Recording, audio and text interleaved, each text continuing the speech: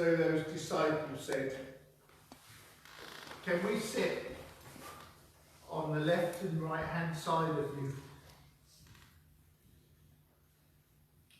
And Jesus quite plainly said, no. He said no.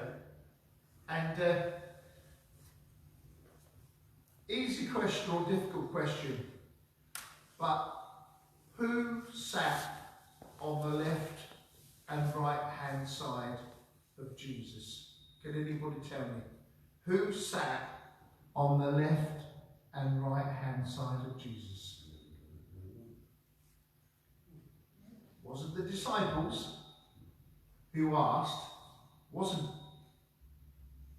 Who sat? Murderer. A murderer.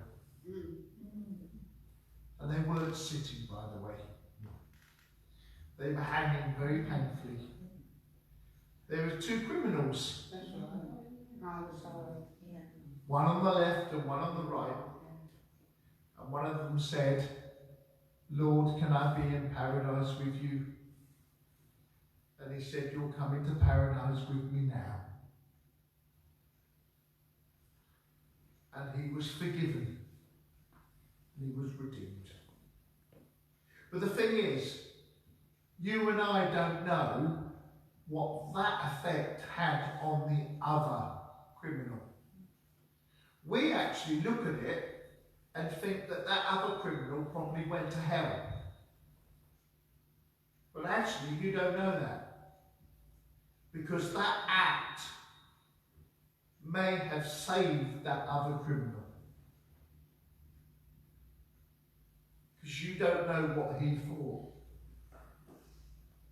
And I often say, you would be surprised who is in heaven. And you'll be even more surprised who ain't.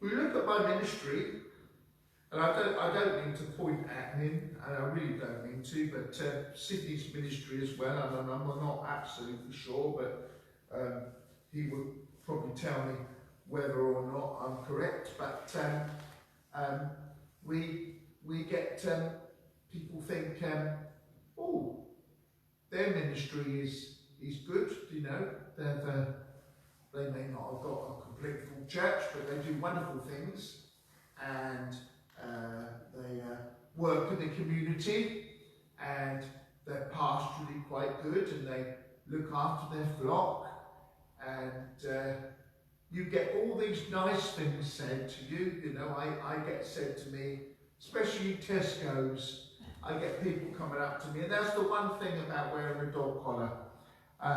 The thing about me wearing a dog collar is not to make me above anybody or to make me look like I'm important, but actually for me, it actually makes people speak to me. And I think sometimes it's also the wheelchair and the curly hair. I think sometimes that's also that. And maybe I smile a bit. Have you noticed in the pandemic that you can see people smiling even though they've got a mask on? Yeah. Have you noticed that? And that shows you what the eyes does. And people say to me all sorts of things. They say, oh, I bet we've got a full church. And I say, well, I have 21 if I'm lucky.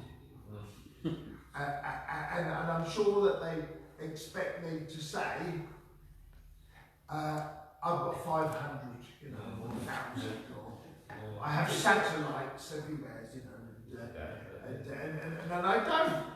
And then I get people say to me, oh, if all ministers were like you, the church would be full. The church would be full. If all ministers were like you, everyone would go to church.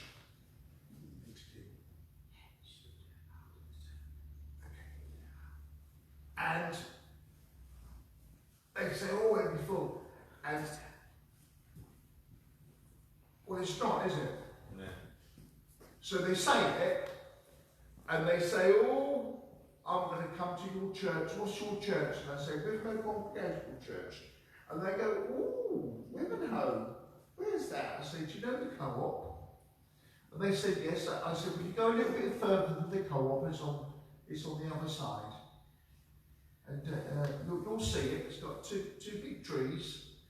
And it's a church. It's got a cross that's lit up. You know where it is. And they don't come. Yeah? No, they don't come. And then they say things like, oh, you don't look like one. And I always say, funny enough, I don't act like one either.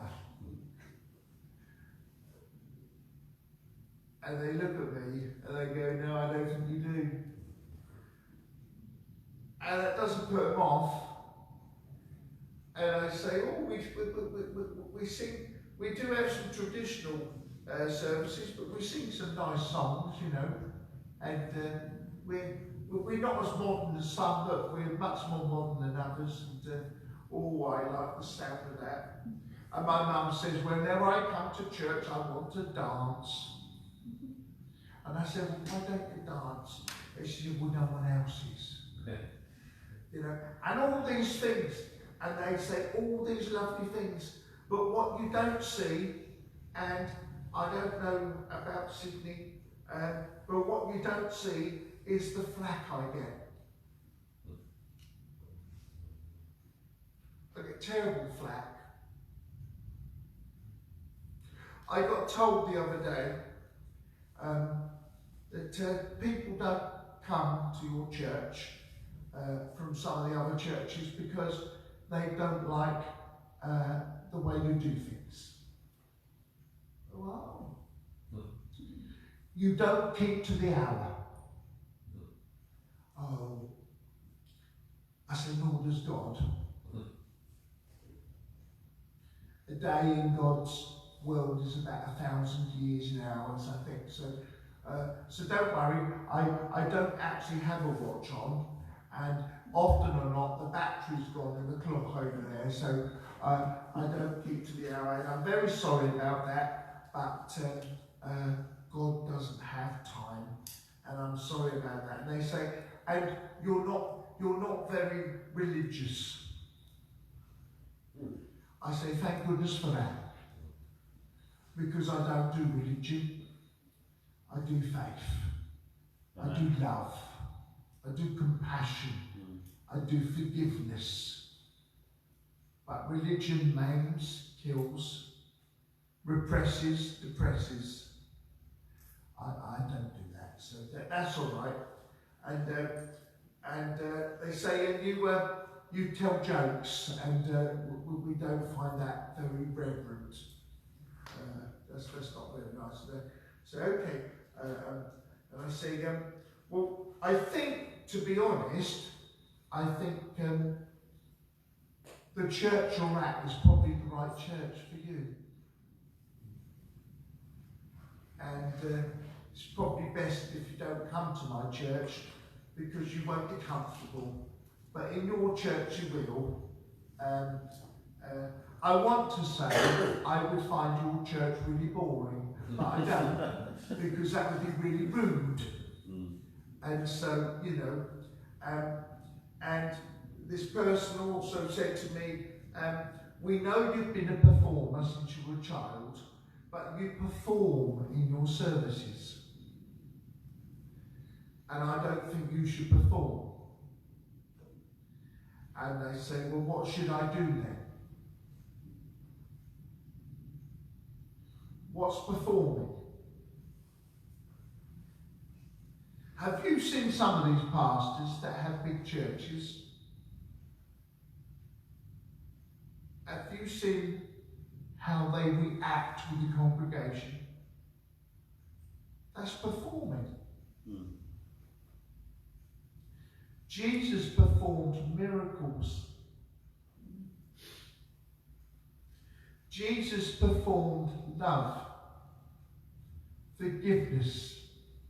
He performed caring. He performed healing. he performed healing on the man that had his ear chopped off. And he put his hand and he replaced the ear. If that's not a magician, I don't know what is. And people don't like me using the word magician, but for goodness sake, who could put an ear back?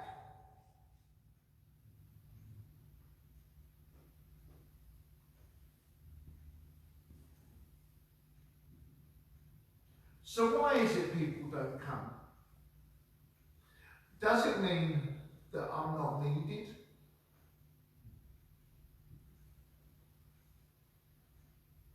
Does it mean I'm not called?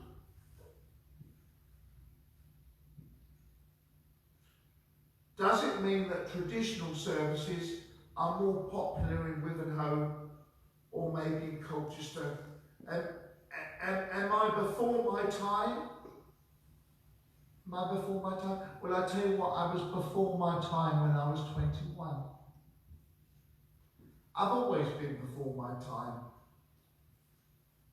I've always been too early.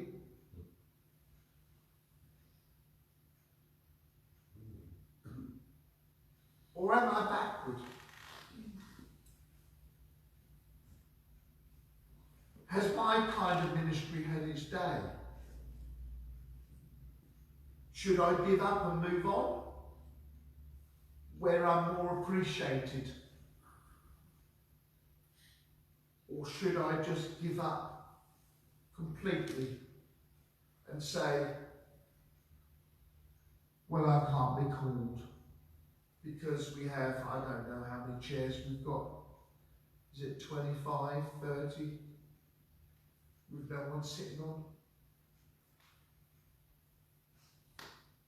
Or is it not me at all? Is it not me? Is it that people are stuck in the mud and don't want to move on? Are they too scared to move on? Or do they just not want to? Because they're comfortable with where they are.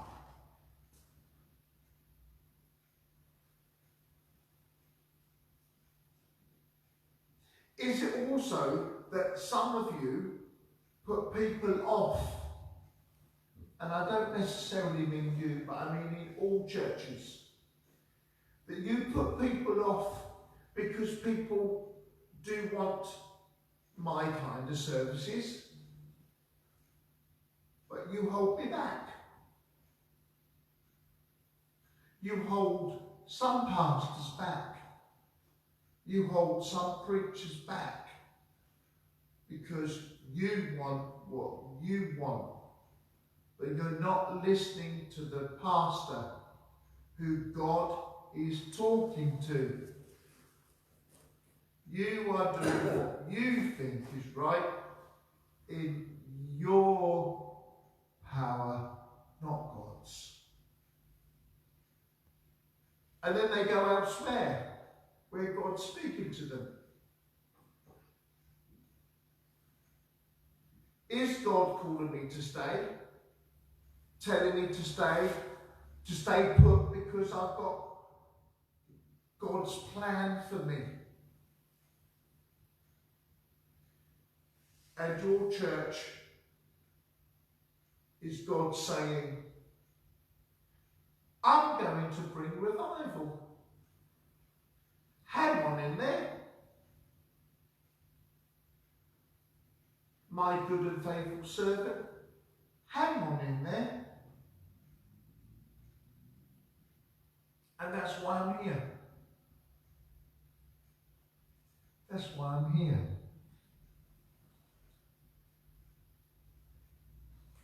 Do you know, we've probably got the best building, church building in Wivenhoe. We probably have. And we've got a beautiful congregation. I remember, and I'm not going to mention his name because for once in my life I've remembered it, but the man said to me, when I first came to Wivenhoe, I said, I want to find a church. And they said, well, if you want to, the the same thing every week and you like everything very regimental, then you go to the Methodist Church. If you want to be with the people in the know, and you want to be with the people who nudge, nudge, wink, wink, and do funny little handshakes and help you out and stuff, and very influential, you go to St Mary's.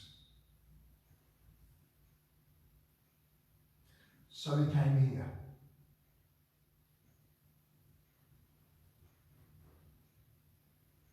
And he left. He was the secretary, I think. And he left because he got put off because of the way people behaved. And he's never been back to any church since. I think this was in Angela's time. And he said, you may be the only person that might bring me back to church. And he comes to our events. I thought he might be there last night, but he wasn't. But I get frustrated when people say to me things like that, and it doesn't happen, so what am I not doing? But I've decided it's not what am I not doing, it's what are we not doing. That's right. What are we not doing? Because I'm your shepherd. And in those days when the shepherd was the lowest form, and I've told you this before, the shepherd would sleep at the gateway of the pen of the sheep. And he would sleep there so that the wolves and the lions, because there were lions there as well, would come to try and get the sheep and eat them. And that shepherd would get up and he would fight those lions and those wolves, and he would put his life before those sheep. And that's a symbolism of what Jesus did for you. So when those disciples said, I want to be up there with you, I want to be on your left and right, instead of those that thought they were righteous enough, the ones that were on the left and right were the ones that weren't righteous at all. And he said to one of the most unrighteous, you will be in paradise with me. Because he had the right heart. And he may have done some of the criminal activities he did to survive, to live, to feed his family, or because there were people that threatened him. If he didn't do what he did, and he didn't bring in that money to these gangsters or whatever, he would get hurt.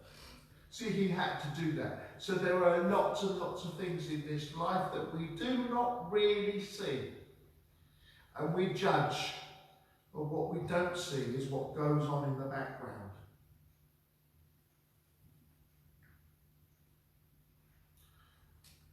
The conclusion of Mark 10, because that's getting near the end, we have some very important questions.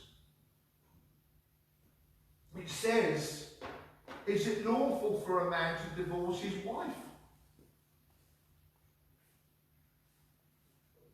I wouldn't judge that. People say to me, would you marry me if I'm divorced? And I say, well, of course I would. No. I got completely and utterly annihilated when I christened a little baby that had been adopted by a same-sex male couple. And one of the members of the church, which isn't a member anymore, turned up and completely shredded me in the car park. And what he didn't know was the gay couple's best friend was sitting in the back of my car. As she got out in the car and she punched the man straight in the face and knocked him to the ground.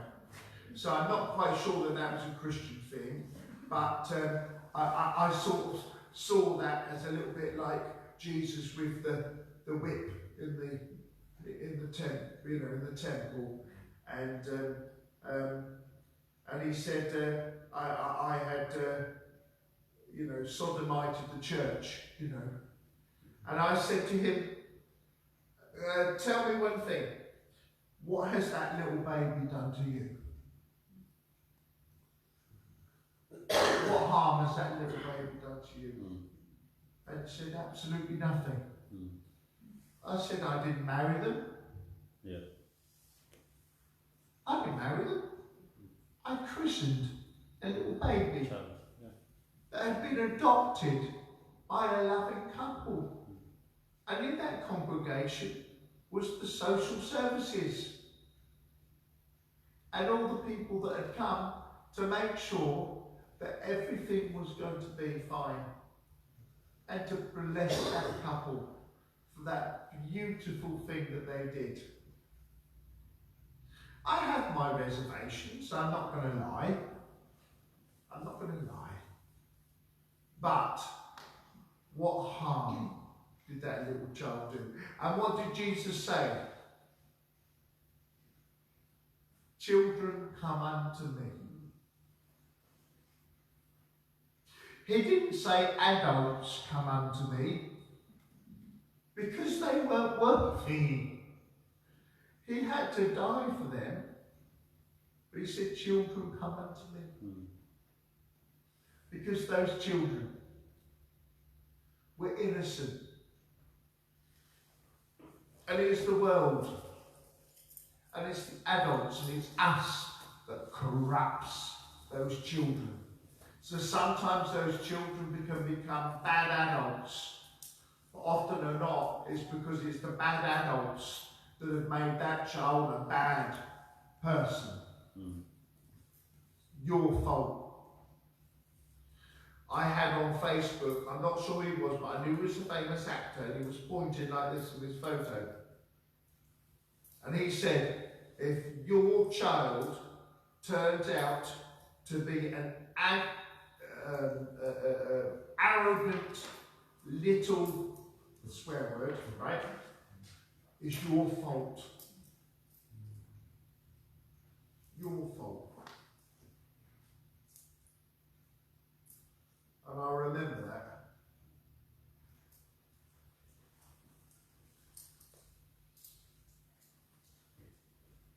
I'm aware that I've gone over, as I always do, and I don't mean to. But I'm just going to say that in Mark 26, the disciples asked Jesus, who then can be saved? And in our passage today, Jesus asked a blind man, what do you want me to do for you?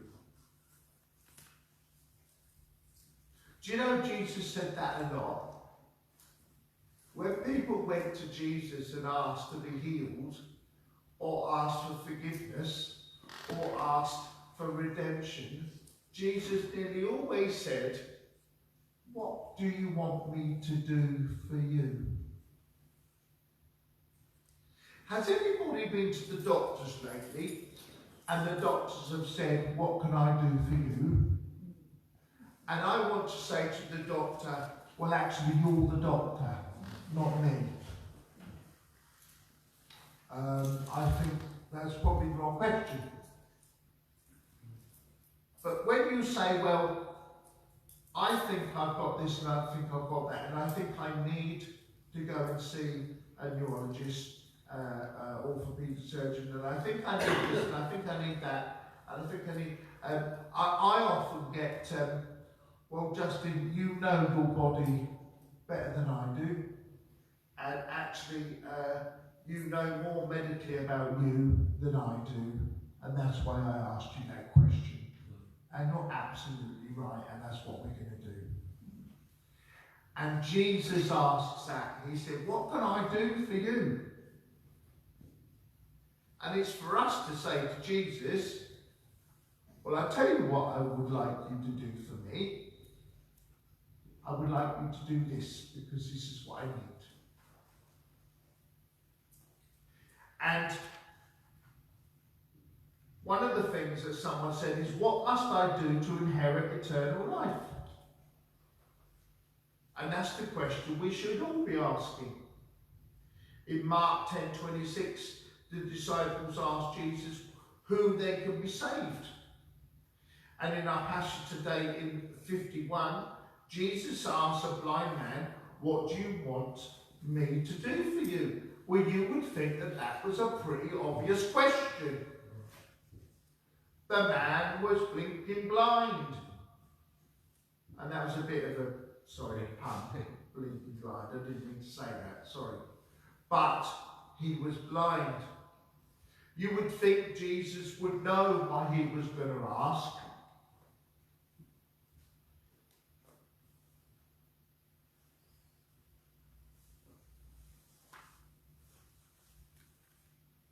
My question throughout my nearly 30 years ministry, as Jesus asked the blind man, I ask you, what is it you want me to do for you? We're going to have a deacon's meeting, but we haven't had a proper church meeting in a long time. I want to ask a few things. A few people have asked me, why is that there? And the band is a bit messy over there, and we've got a lot of cables that aren't working, and it's not really important stuff, though, is it really? It's not really important stuff. But we do have to ask these questions. But the main thing that I'm going to ask in the next church meeting is, what do you want me to do for you? And you're going to be honest. Plainly obvious. Plainly. Even if it hurts, you can be honest with me. And I'm going to say, what do you want me to do for you? My answer now. What you can do for me is be yourself, my minister, the one that I love very much, and just continue with our church, with your church and our church. And that's what I want you to do for me. And to be honest, that's what I want to hear. It's what I want to hear. I'm going to end because, as usual, I have 6 pages of sermon and I've only got through 2 pages. and I've got told I work too hard. True. You know, but I'm like verbal diarrhea when I get on Microsoft Word, and I have many sermons in one. So I need to say to this. I need to say this to you. Jesus and his disciples arrived in Jericho, it said, on their way to Jerusalem, where Jesus will be arrested, tortured, crucified, and 3 days later God will raise him from the dead. Well, I've been to Jericho many times. Well, I've never travelled there. I've never been to the Holy Lands. I'd like to go. But I've been to my Jericho, and I don't know how many of you have been to your Jericho, but I've been to my Jericho, but not Jesus' Jericho. But it's located near Jordan River that flows into the Dead Sea. It is an oasis in the desert. The road from Jericho to Jerusalem is about 15 miles long, but it is uphill all the way, with the elevation changing by 3,400 feet in that distance. I keep climbing to get to Jericho. I keep climbing. And that hill keeps getting longer and longer and longer. And the altitude gets worse and worse and worse. So I can hardly breathe. I can't get my breath because I can't reach the Jericho I want to get to. I get to the Jericho where I'm persecuted, but I don't get to the Jericho where I'm at peace. Jericho keeps moving up for me, higher and higher, higher and higher. But he says, as I finish, then they came to Jericho, and Jesus and the disciples, together with a large crowd, were leaving the city. A blind man, Bartimaeus, was sitting by the roadside begging. When he heard that it was Jesus of Nazareth, he began to shout, "Jesus, Son of David, have mercy on me." Many rebuked him and told him to be quiet, but he shouted all the more, "Son of David, have mercy on me." Jesus stopped and said, "Call him." So they called to the blind man. "Cheer up," he said. You think there's a strange thing for Jesus to say, wouldn't you? You wouldn't really think, cheer up, me fella, cheer up. On your feet, he's calling you. Throw his cloak aside. He jumped to his feet and Jesus came to Jesus. "What do you want me to do for you?" Jesus asked. Here again, what do you want me to do for you? The blind man said, "Rabbi, I want to see." "Go," said Jesus, "your faith has healed you." Immediately he received his sight and followed Jesus. But I'm going to finish, because I've got to finish. I'm nearly half an hour over. Some of you have blind faith. Not just you, but the churches. The thousands and thousands and thousands and thousands of denominations have blind faith. And I ask you, what do you want me to do for you? But if you have no vision to see what God can do for you through me, then I can't do it. Can I say something, Justin? It's thanks to you that I've been brought to this church. It's through you that I've come here. Thank you. And may others do that. May others do that. And that's the thing. We need to go out and we need to speak about it. Because I don't think as well that a lot of people know what congregational churches are. They look at the sign outside and go, "Congregational church," but for them, they think, well, that could be Jehovah's Witnesses, or it could be, I can't think of some of the others, because congregational church doesn't mean much, does it? We need to get out there and tell people what congregationalism is. It's the earliest form of church. I pray that you receive that vision. We receive that vision and the Holy Spirit feeds you with a question to tell me what you want me to do. The first question I ask you is, do you want me to stay here? And do you want me to help me find my Jericho? And can I help you to find my Jericho? And my answer for me is yes. I'm going to end on this. And I don't need to write another sermon for another week because I already have another one, because I'm only on page 2. So I don't need to write another sermon. I pray that you receive that vision. That we receive that vision and the Holy Spirit feeds you with the question to tell me what you want. The first question I ask you is, do you want me and us to find our Jericho?